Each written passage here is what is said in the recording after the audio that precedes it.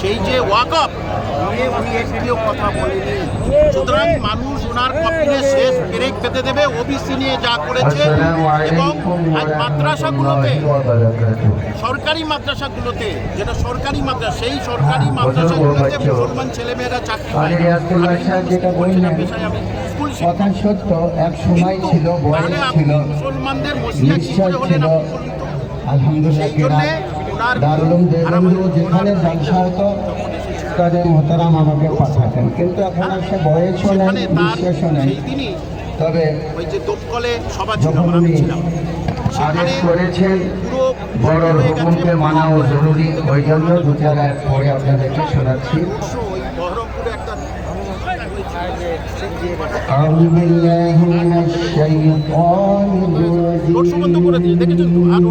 কারণ বুঝে গেছে মুসলমানদের নিয়ে যা খেলা খেলেছেন, দাবার খুঁটি করেছেন আমাদের না। এইবারে দাবার চালটা আমরাই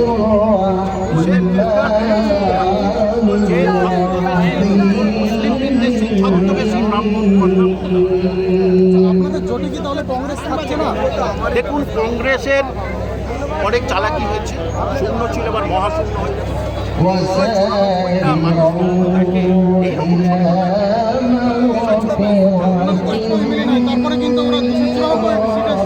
সংশোধনের পিছনে কিছু গল্প আছে যে হুমায়ুন কবির অ্যান্ড যে জোট আমরা মমতা ব্যানার্জির বিরোধী, তাহলে অন্তত কংগ্রেসকে ধরে কিছু মুর্শিদাবাদে যা হিসেব আছে কংগ্রেস জিরো হবে। 22টা সিটে জোট পাচ্ছে, হ্যাঁ একটা কিন্তু এখানে কংগ্রেস। হুমায়ুন কবির সাহেবের জন্য আপনি সাধারণ জনগণকে কি বলবেন, কি বার্তা দিবেন? আজকে যে বাবরি মসজিদ যে এই 11ই ফেব্রুয়ারি আজকে যে উৎপাদন যে আগে হয়েছিল, কিন্তু আজ এই যে বেশ ঢালাই হচ্ছে, কি বলবেন? দেখুন, বার্তা দেওয়ার নয়, মানে কয়েক লক্ষ চোখ চলে এসেছে, বার্তা তারা তো জানেন যে আমরা তো মাইকে হেঁকে হেঁকে বলিনি চলে আসো চলে আসো চলে আসো। মানুষ ভালোবাসার আবেগে এখানে এসছে। বাবর তিনি মসজিদ তৈরি করেছেন, তাই বলে বাবরি মসজিদ আমি মসজিদ তৈরি করেছি তাহলে কামাল হোসেনের মসজিদ হবে আল্লাহ। সুতরাং সেই ঘর তিনি তৈরি করেছেন বলে মানুষ এসছে।